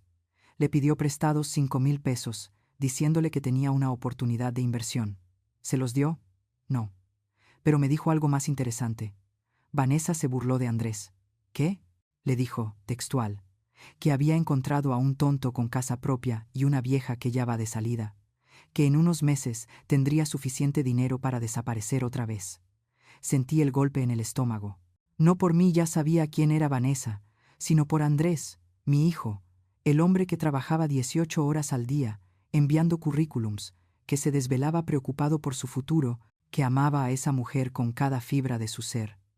Para ella, solo era un idiota útil, un medio, un paso más en su cadena de víctimas. Javier está dispuesto a testificar, continuó Ricardo, a declarar todo lo que Vanessa le dijo y a confirmar que su matrimonio sigue siendo válido. Bien, respondí, con una voz más fría de lo que jamás me había escuchado. Porque ya casi es hora. ¿Hora de qué? De cerrar la trampa. Esa noche me senté frente a la computadora y revisé todo lo que habíamos reunido. Videos de Vanessa robándome, grabaciones de sus conversaciones planeando el fraude, cada pieza del rompecabezas, documentos falsificados, evidencia de su matrimonio válido, testimonios de víctimas anteriores, declaraciones del notario, estados de cuenta bancarios. Era suficiente, más que suficiente, pero faltaba algo. El momento perfecto. El golpe final que haría que todo cayera como fichas de dominó. Y entonces tuve una idea. Una idea que Ricardo llamó arriesgada y potencialmente explosiva, pero que yo llamé justicia poética. El plan era simple en teoría, brutal en ejecución. Iba a darle a Vanessa exactamente lo que quería. Una víctima débil, confundida, lista para ser manipulada hasta el final. Y luego, cuando creyera que había ganado, le mostraría quién. Había estado jugando con quién todo el tiempo. Pero para que funcionara, necesitaba actuar mejor que nunca. Ricardo, le dije cuando nos reunimos en una cafetería lejos de mi casa. Necesito que contactes al comprador, a ese señor Maldonado, el que Vanessa trajo para ver la casa. ¿Para qué?, preguntó, frunciendo el ceño. Para decirle que la dueña está interesada en vender, que debe comunicarse directamente con Vanessa para coordinar una segunda visita. Vas a darle más munición, me advirtió. Voy a darle toda la cuerda del mundo. Y cuando esté completamente enredada, voy a jalar. Ricardo me entendió de inmediato. Una sonrisa lenta se dibujó en su rostro. Eres más astuta de lo que recordaba, Sonia. La vida me enseñó a hacerlo. 2 días después, el señor Maldonado contactó a Vanessa. Escuché toda la conversación desde mi recámara, gracias a las cámaras ocultas. Señora Quiroga, dijo él. El licenciado Salgado me contactó. Me comentó que la dueña está lista para avanzar con la venta. La voz de Vanessa casi cantaba de emoción. Sí, sí, es cierto. Mi suegra por fin entendió que es lo mejor para todos. Perfecto. ¿Podríamos coordinar una segunda visita? Esta vez quiero llevar a mi arquitecto para revisar la estructura. Por supuesto, respondió ella. ¿Qué le parece el próximo viernes por la tarde, cuando mi suegra esté más descansada? Código para, cuando esté más confundida. Excelente. Nos vemos el viernes a las 4. Cuando Vanessa colgó, gritó de emoción. Luego marcó otro número. Amor. Funcionó. El comprador quiere ver la casa otra vez. No. Tu mamá está completamente de acuerdo. Te digo que ya está cediendo. Solo necesito que tú también la convenzas. Sí. Háblale bonito. Dile que es por nuestro bien. Mi hijo. Mi propio hijo. Siendo utilizado como la herramienta final de manipulación. Esa noche, Andrés entró a mi habitación. Tocó suavemente antes de pasar. Mamá, ¿puedo hablar contigo? Claro, hijo. Cerré el libro que fingía leer. Siéntate. Se sentó en el borde de la cama, con esa postura encorvada que tenía cuando algo lo preocupaba. Vanessa me dijo que estás considerando vender la casa. Ah, sí, suspiré con dramatismo. Estoy cansada, Andrés. Esta casa es demasiado para mí. Y ustedes necesitan empezar su vida. Mamá, no tienes que hacer esto por nosotros. Pero quiero hacerlo, le tomé la mano, fría como el mármol. Eres mi único hijo. Quiero verte feliz, estable. ¿Y si vender esta casa te da a ti y a Vanessa la oportunidad de empezar de nuevo? Vi el conflicto en sus ojos. Una parte de él sabía que algo estaba mal, pero otra parte, la que amaba a Vanessa, la que quería creer en ella, estaba ganando la batalla. ¿Estás segura, mamá? Completamente mentí, sin titubear. Solo prométeme algo, lo que sea, que cuidarás el dinero, que no lo malgastarás, que construirás algo bueno con él. Andrés me abrazó. Te lo prometo, mamá. Te prometo que haremos las cosas bien. Cuando salió de mi habitación, tuve que morderme el labio hasta sangrar para no llorar, porque mi hijo, mi buen, ingenuo hijo, no tenía idea de que estaba siendo la pieza final del fraude. Los días siguientes fueron puro teatro. Comencé a actuar como si estuviera en las primeras etapas de la demencia. Me confundía en las conversaciones, olvidaba nombres, repetía preguntas. Una tarde, mientras estábamos solas en la cocina, dejé caer la bomba perfecta. Vanessa, le dije con voz temblorosa. Necesito que me ayudes con algo. Por supuesto, mamá. Dime. Es que hay tantos papeles, tantas cosas por firmar. El banco me llamó ayer, y no entendí nada de lo que decían. Me llevé la mano a la frente. A veces siento que mi cabeza ya no funciona como antes. Vanessa se acercó con esa falsa compasión que había perfeccionado. No te preocupes, mamá. Para eso estamos Andrés y yo, para ayudarte. ¿De verdad?, le pregunté con los ojos llenos de lágrimas. Porque he estado pensando, tal vez debería darte poder notarial, para que tú puedas encargarte de las cosas, le dije con voz temblorosa. Eres más joven, entiendes mejor todo esto de la tecnología y los trámites modernos. Los ojos de Vanessa se iluminaron como si fuera Navidad. Si crees que es necesario, mamá, con gusto te apoyo. No quiero ser una carga. Tú nunca podrías ser una carga, respondió, tomando mis manos con las suyas, frías, calculadoras. Déjame ayudarte. Iremos juntas a la notaría, arreglaremos todo con papeles legales para que puedas quedarte tranquila. ¿Harías eso por mí? Por supuesto, mamá. Somos familia. Familia. La palabra me supo a veneno. Entonces iremos. Mañana, dije con calma. Dejaremos todo arreglado. Esa noche llamé a Ricardo. Va a intentar llevarme mañana con un notario. ¿Cuál? No lo sé, pero apuesto a que no será uno real o será algún notario corrupto que trabaje con ella.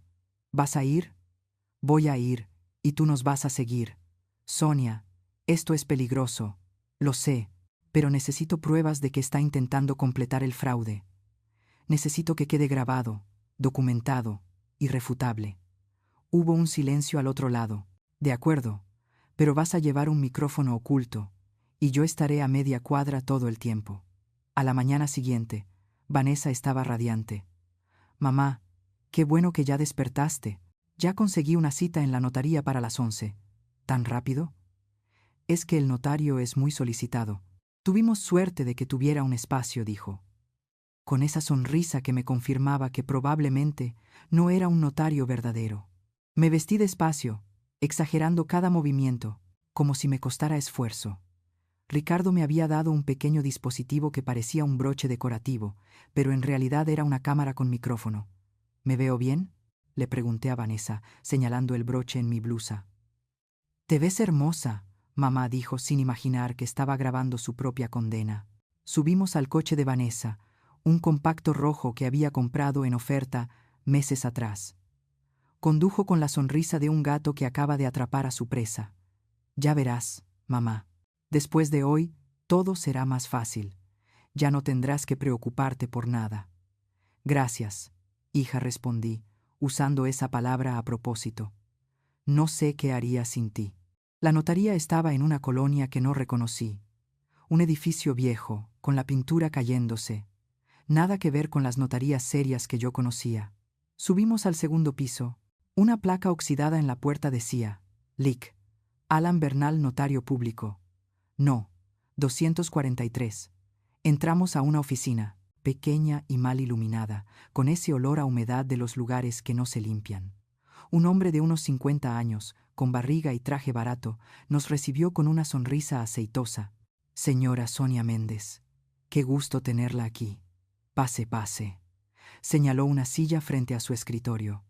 Vanessa se sentó junto a mí, tomándome del brazo como si yo fuera una niña que necesitaba guía. «Bueno», empezó el supuesto notario, «entiendo que desea otorgar poder general a la señorita Quiroga». «Así es», dije con voz débil. «Estoy tan cansada. Necesito ayuda». «Perfecto. Ya tengo el documento listo aquí. Solo necesito que lo lea y lo firme». Sacó unos papeles y me los pasó. Empecé a leer despacio, entrecerrando los ojos como si me costara trabajo. Era exactamente lo que esperaba. Un poder amplísimo, que le daba a Vanessa control total sobre todos mis bienes, para vender, hipotecar o disponer de ellos como quisiera. «¿Ya está listo?», pregunté con fingida confusión. «Pero si apenas llegamos». «La señorita Quiroga me envió toda la información por adelantado», explicó el falso notario, apurando el proceso. «Usted sabe, a su edad es mejor no cansarla con tanto papeleo». «¿A mi edad? Qué considerado», murmuré. Vanessa apretó mi brazo. «Firma aquí, mamá. Y aquí también». Tomé la pluma. La acerqué al papel. Y entonces me detuve. «¿Sabes qué?», dije, dejando la pluma sobre el escritorio. «Creo que será mejor que lo piense un poco más», dije con calma. El aire en la oficina cambió de inmediato. «¿Perdón?», preguntó Vanessa, con la voz tensa. «Es que es una decisión muy grande. Tal vez debería hablarlo primero con Andrés». «Pero ya hablaste con Andrés, mamá. Él está de acuerdo». «Ah, ¿sí? ¿Cuándo hablé con él?». Fingí confusión, frunciendo el ceño. «No recuerdo. Anoche, mamá. ¿Ya se te olvidó?». Su tono comenzaba a volverse impaciente. El supuesto notario intervino. «Señora Sonia Méndez, le recomiendo que firme hoy. Estos trámites son complicados de reagendar». «Pero no estoy segura», me llevé las manos a la cabeza. «Hoy tengo la mente muy confundida. Tal vez otro día». «¡No!», casi gritó Vanessa, y enseguida trató de recomponerse. «Quiero decir, mamá, ya estamos aquí. El licenciado hizo el favor de recibirnos. Solo toma la pluma y firma, es por tu propio bien. ¿Por mi bien? La miré directamente a los ojos. Y por primera vez en semanas, la dejé ver algo real en mi mirada. Algo duro. Algo peligroso. ¿O por el tuyo? Vanessa palideció. El falso notario intentó intervenir otra vez, pero yo ya me había puesto de pie. ¿Sabe qué? Creo que será mejor que me vaya. No me siento bien. Mamá, espera. Dije que me voy. Mi voz sonó más firme que nunca. Caminé hacia la puerta. Vanessa me siguió, intentando detenerme, pero yo ya. Estaba en el pasillo. Bajé las escaleras lo más rápido que pude. Escuché su voz llamándome desde atrás, pero no me detuve. Salí a la calle, y ahí estaba Ricardo, esperándome en su coche, a media cuadra, exactamente como lo habíamos planeado. Subí rápidamente. Maneja. Él obedeció sin hacer preguntas. Miré por el espejo lateral. Vanessa había salido también, buscando con la vista, el celular en la mano, con esa expresión de pánico mal disimulado. ¿Grabaste todo?, preguntó Ricardo. Toqué el broche de mi blusa. Cada palabra, entonces ya casi es hora. Sí, dije, sintiendo mi corazón latir fuerte, pero firme. Ya casi es hora de que Vanessa conozca a la verdadera Sonia Méndez. Pasaron 3 días. 3 días en los que Vanessa intentó acercarse como si nada hubiera pasado. 3 días de sonrisas forzadas y preguntas disfrazadas de preocupación. Mamá, ¿te sientes bien? Parecías muy alterada ese día en la notaría. Estoy perfectamente bien, respondía con voz neutra. No le di explicaciones. No le di paz. Solo le di silencio. Y el silencio, descubrí, era el arma más poderosa de todas. La observaba retorcerse, verla pensar, tratar de entender qué había salido mal, si sospechaba algo, si debía cambiar su estrategia, pero ya era demasiado tarde. El miércoles por la tarde, mientras Vanessa hablaba por teléfono en voz baja desde la sala, yo estaba en mi habitación coordinando el movimiento final. Ricardo, dije al teléfono, es hora. Organiza la cena para el viernes.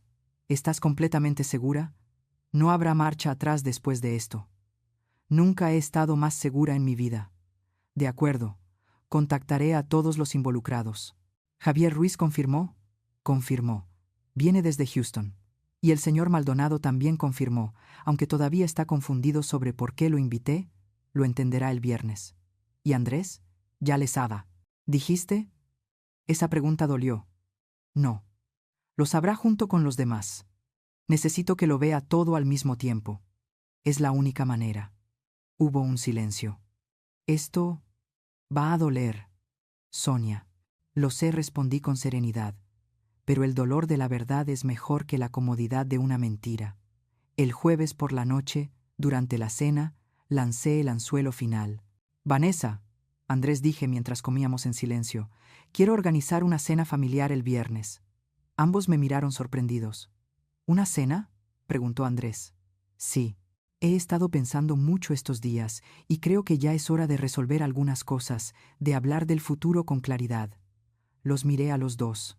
Quiero que invitemos a algunas personas importantes, para tomar decisiones juntos, como familia. Vanessa recuperó su sonrisa inmediatamente. Eso suena perfecto, mamá. ¿A quién quieres invitar?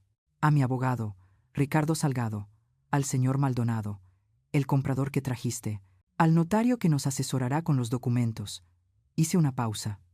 Y a algunas otras personas que considero deben estar presentes. ¿Otras personas? Sí, respondí despacio. Ya las contacté. Todas confirmaron.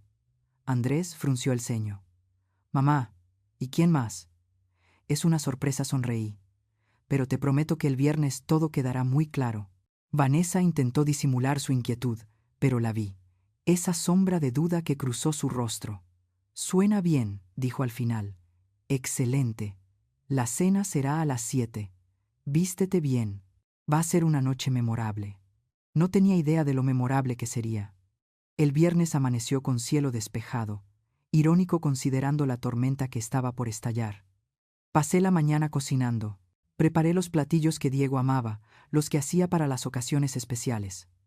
Vanessa me miraba desde el marco de la cocina con expresión confusa. ¿Necesitas ayuda, mamá?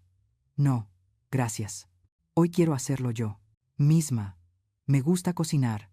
Me recuerda tiempos mejores. A las 5 de la tarde comencé a montar el comedor. Saqué la loza fina, la cubertería de plata, las copas de cristal. La mesa quedó hermosa, elegante, digna, como un escenario para lo que vendría. A las 6 me di un baño largo. Me puse un vestido azul marino que no usaba desde el funeral de Diego. Me maquillé con cuidado y recogí el cabello en un moño elegante. Cuando bajé, Andrés me miró asombrado. «Mamá, te ves hermosa». «Gracias, hijo», le dije, besándole la mejilla. «Hoy es un día importante». Vanessa bajó minutos después. Un vestido rojo ceñido, tacones, demasiado maquillaje. Se veía como lo que era, una mujer desesperada por impresionar. A las 7 en punto sonó el timbre. «Yo voy», dije. Era Ricardo, impecable con saco, portafolio en mano y expresión seria. Sonia me besó la mejilla. «Lista, lista». Entramos al comedor. Andrés y Vanessa ya estaban sentados. Andrés, Vanessa, conocen al señor Salgado. Se saludaron con una cortesía tensa. Volvió a sonar el timbre. Era el señor Maldonado, confundido pero cortés. «Señora Méndez, gracias por la invitación. No estoy seguro de entender. Todo quedará claro, señor Maldonado. Pase, por favor». Lo senté a la mesa. Vanessa lo observó con aire fatigado. Nuevamente el timbre. Esta vez el señor Cardi, el notario verdadero. «Señor Cardi, gracias por venir». Cuando expliqué la situación, no pude negarme. Vanessa palideció considerablemente. «Mamá», dijo Andrés, preocupado, «¿qué está pasando?». Y entonces llegó el invitado que nadie esperaba. Respondí al timbre yo misma. Abrí la puerta, y allí estaba Javier Ruiz, el esposo legal de Vanessa, un hombre de 42 años, bronceado, con el rostro marcado por el sol y el trabajo. Vestía jeans limpios y camisa de vestir. Se había arreglado para la ocasión. «Señora Méndez», dijo con respeto. «Javier, gracias por venir desde tan lejos. Es lo mínimo que puedo hacer». Lo llevé al comedor y cuando Vanessa lo vio, el color se le fue del todo. «Javi», susurró ella. Andrés miraba entre ellos, confundido. «¿Quién es ese hombre, mamá?», preguntó. «Andrés», respondí con voz firme. «Quiero que conozcas a Javier Ruiz, el esposo de Vanessa». El silencio que siguió fue absoluto. «¿Qué?». La voz de Andrés salió apenas un hilo. Vanessa se levantó de un salto. «Esto es un malentendido. Puedo explicarlo». Se sentó de nuevo. Mi voz cortó el aire como un látigo. Algo en mi tono la hizo obedecer. Me coloqué en la cabecera de la mesa. Todos me miraban. Yo solo tenía ojos para Vanessa. «Esta cena trata sobre la verdad», empecé. «Una verdad que ha estado enterrada bajo mentiras durante 2 años». «Mamá, ¿de qué hablas?». Andrés parecía perdido. «Déjame mostrártelo». Asentía Ricardo. Sacó su laptop del portafolio y la colocó en la mesa. La conectó a un pequeño proyector portátil apuntado a la pared blanca del comedor. «Vamos a ver una película», dije. «La película de cómo Vanessa Quiroga ha estado destruyendo a nuestra familia». Presioné play. La primera imagen fue un acta de matrimonio. Vanessa y Javier. Fecha 14 de marzo de 2017. Vanessa está legalmente casada. Dije que nunca se divorció. Tu relación con ella, Andrés, es legalmente inválida. Eres el amante, no el esposo. Andrés quedó inmóvil, como si le hubieran dado un golpe en la cabeza. La siguiente imagen. Estados de cuenta bancarios. Las deudas de Vanessa. 89,000 pesos. Esto explica por qué está aquí. No por amor, sino por dinero. Luego comenzaron las grabaciones. Conversaciones telefónicas donde se escucha la voz de Vanessa diciendo: «La anciana se está viniendo abajo». Y el mismo plan que usó en Denver. Luego, los videos de ella entrando a mi cuarto, revisando mis cajones, fotografiando mis documentos, robando de mi caja fuerte. Se había llevado 7,700 pesos de mis ahorros. Y, por fin, los documentos falsificados. El poder notarial con mi firma imitada, la carta falsa al notario. Intentó quedarse con mi casa usando papeles falsos. Falsificación de firma, fraude, hurto. Cada imagen fue un golpe. Cada documento, una puñalada. Andrés dejó de respirar. Literalmente. Se quedó paralizado, con la mirada fija en la pared, viendo su realidad desmoronarse pedazo a pedazo. Vanessa intentó levantarse, pero el señor Cardi habló. Señorita Quiroga, le recomiendo que permanezca sentada. Ya he presentado una denuncia formal ante la Fiscalía. Hay una orden de aprehensión en trámite. Ella se desplomó en la silla. No fue todo lo que alcanzó a decir. Me volví hacia Javier. Señor Ruiz, ¿podría decirnos qué le dijo Vanessa cuando se puso en contacto con usted hace 2 meses? Javier asintió, mirándola con mezcla de lástima y desprecio. Me dijo que había encontrado a un tonto con casa propia y a una anciana que está en sus últimas, que en unos meses tendría dinero suficiente para desaparecer otra vez. Me pidió que le prestara 5,000 pesos para adelantar el plan. Andrés produjo un sonido entre sollozo y grito ahogado.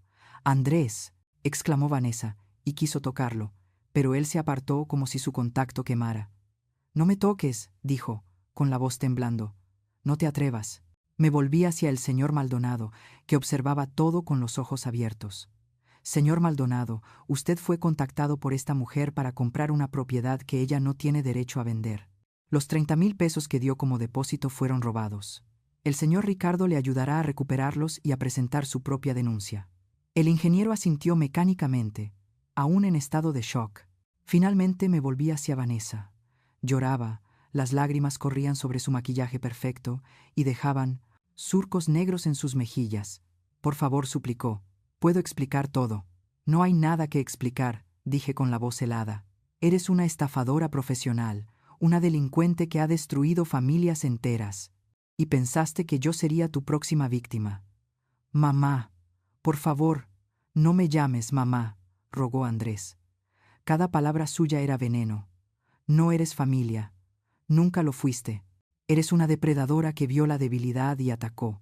Pero cometiste un error». «¿Cuál?», balbuceó ella. «Suponer que, porque tengo 68 años, estoy acabada, que soy débil, indefensa, que podrías manipularme y destruirme sin consecuencias». Sonreí, sin calor. «Te equivocaste.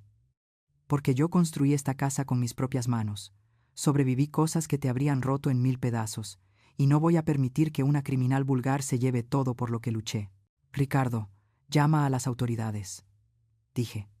Vanessa se puso de pie de repente. «Andrés, di algo. Defiéndeme». Todas las miradas se volvieron hacia mi hijo. Andrés estaba sentado con las manos sobre la mesa, mirándolas como si no fueran suyas. Sus ojos estaban enrojecidos, su rostro hecho trizas. Cuando habló, la voz se le quebró por completo. «¿Alguna de esas cosas fue verdad alguna vez?», preguntó Andrés. Vanessa abrió la boca, la cerró, la volvió a abrir. Yo te amé», mintió. La palabra golpeó como un látigo. Todo había sido mentira desde el principio. Él se levantó despacio, caminó hacia ella y por un instante pensé que la abrazaría para perdonarla, para mostrarse débil como ella creía. Pero se detuvo frente a ella y dijo lo único que importaba: «Quiero que te vayas de esta casa ahora mismo». El grito resonó en el comedor. Vanessa retrocedió, tropezando con su silla. Buscó apoyo con la mirada, pero solo encontró acusación en todo el lugar. «No tienes derecho», comenzó. Pero entonces llegaron las autoridades. 2 agentes de la Fiscalía, un hombre y una mujer, entraron con la orden. «Vanessa Quiroga», dijo uno de ellos, mientras ella asintió débilmente. «Queda usted detenida por falsificación de documentos públicos, fraude y robo. Tiene derecho a guardar silencio». La esposaron allí mismo, en el piso de madera del comedor que yo misma coloqué con mis manos. Mientras se la llevaban, me miró por última vez. No había súplica en sus ojos, solo odio puro. «Esto no ha terminado», me sisió. «Para ti sí», le respondí. «Terminó el día que decidiste que Sonia Méndez sería una víctima fácil. Se la llevaron, la puerta se cerró y el silencio que quedó fue ensordecedor. Cuando todos se fueron, la casa quedó en calma. Un silencio diferente al de antes. Ya no estaba lleno de tensión ni de manipulación. Era un silencio vacío, hueco. Andrés seguía sentado en el comedor. No se había movido desde que se llevaron a Vanessa. Solo miraba sus manos sobre la mesa, como buscando respuestas en las líneas de sus palmas. Me senté frente a él. «Hijo». «No». Su voz fue cortante. Esperé. Los minutos pasaban como horas. Finalmente, levantó la mirada. Sus ojos estaban rojos, hinchados. «¿Desde cuándo lo sabías?» «Semanas», le respondí con calma. «Ricardo investigó todo después de que encontré los documentos falsificados. ¿Y no me dijiste nada? Necesitabas verlo con tus propios ojos. Si solo te lo hubiera dicho, no me habrías creído». Se pasó las manos por la cara. «Tienes razón. No te habría creído. La habría defendido». Una risa amarga se escapó de su garganta. «¿Cómo pude ser tan ingenuo? No eres un imbécil», le dije. «Fuiste manipulado por una profesional». «Viví con ella 2 años, mamá. Dormí a su lado. Le dije que la amaba». Su voz se quebró. «¿Cómo no vi nada? Porque el amor no ciega. Y ella era muy buena en lo que hacía». Andrés negó con la cabeza. «Te traté mal. Dejé que ella te tratara mal. Te vi comer sola y no dije nada. Vi cómo te faltaba al respeto y...» Su voz se rompió otra vez. «¿Cómo puedes siquiera mirarme?» Me levanté. Rodeé la mesa. Me arrodillé junto a su silla y tomé su rostro entre mis manos. «Porque eres mi hijo. Y los hijos cometen errores, pero también aprenden de ellos. No merezco tu perdón. El perdón no es algo que se merezca, Andrés. Es algo que se da, porque se ama». Le limpié una lágrima de la mejilla. «Pero necesito que entiendas algo, hijo. Esto no puede volver a pasar. Necesito que aprendas a valorar lo que tienes, a respetar a quien te ha dado todo». Asintió, llorando como no lo hacía desde niño. «Lo siento, mamá. De verdad lo siento. Lo sé, hijo. Lo sé». Lo abracé, y en ese abrazo sentí todo: el dolor, la traición, el perdón y la esperanza. «Voy a compensarte», mamá susurró contra mi hombro. «No sé cómo, pero lo haré». Yo sí sé cómo, le dije al separarme. «Te vas a mudar». Se quedó inmóvil. «¿Qué?». Saqué un sobre del bolsillo. Lo había preparado días atrás. «Hace años compré un pequeño departamento, una inversión. Está en una buena zona, tiene 2 recámaras. La escritura está aquí». Puse el sobre frente a él. «Es tuyo, pero con condiciones». «Mamá, no puedo aceptar esto». «Condición número 1. Vas a vivir solo. Vas a aprender quién eres sin depender de nadie, ni de mí ni de ninguna mujer». Él tragó saliva. Asintió. «Condición número 2. Vas a trabajar. No me importa en qué, pero vas a mantenerte con tu propio esfuerzo». «Lo haré». Condición número 3. «Cada domingo vas a venir aquí a cenar, y vamos a reconstruir lo que se rompió, como madre e hijo, como una familia de verdad». Sus ojos se llenaron de lágrimas otra vez. «¿Por qué haces esto, después de todo?» «Porque eres mi hijo, y creo en las segundas oportunidades». Me puse de pie. «Pero esta es tu única oportunidad, Andrés. No habrá una tercera». Tomó el sobre con las manos temblorosas. Lo abrió. Vio la escritura. «Gracias, mamá. Te juro que no te defraudaré. Más importante, hijo, no te falles a ti mismo». Se quedó esa noche, su última noche en esa casa como residente. A la mañana siguiente, empacó sus cosas. No era mucho: una maleta, unas cajas. En la puerta me abrazó fuerte. «Te amo, mamá, y yo a ti, hijo, siempre». Se fue, y cerré la puerta sabiendo que, por primera vez en 2 años, mi casa volvía a ser mía. Los meses siguientes trajeron paz. Vanessa fue sentenciada a 8 años de prisión: falsificación, fraude, robo. Su historial con víctimas anteriores pesó en la condena. El señor Maldonado recuperó su dinero. Incluso me agradeció por haberla desenmascarado. Javier Ruiz finalmente solicitó el divorcio, y yo renové mi casa. No la estructura, sino el alma. Pinté las paredes, cambié los muebles, eliminé cada rastro de Vanessa. Convertí el estudio en un pequeño taller de arquitectura. Empecé a dar clases gratuitas a mujeres mayores que querían aprender diseño. Andrés cumplió su palabra. Cada domingo llegaba con flores o con pan dulce. Comíamos juntos. Hablábamos, de verdad hablábamos. Poco a poco, muy despacio, reconstruimos lo que se había roto. Hoy, mientras escribo esto, sentada en mi jardín mirando el limonero que Diego y yo plantamos hace 43 años, entiendo algo fundamental. La verdadera riqueza no está en lo que posees, sino en lo que no permites que te arrebaten. Tu dignidad, tu paz, tu hogar, tu alma. Vanessa intentó quitarme todo, pero olvidó algo esencial. Las mujeres como yo no estamos hechas de días fáciles. Estamos forjadas en tormentas. Y cuando la tormenta pasa, seguimos de pie, más fuertes que nunca.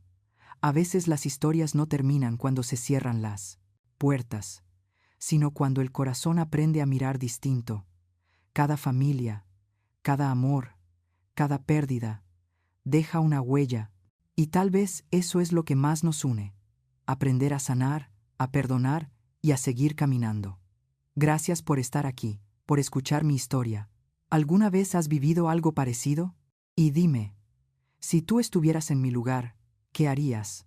Me encantaría leer tu opinión en los comentarios, porque aquí en Bóveda, Historias de las Abuelas, no solo contamos historias, las compartimos para sanar juntos.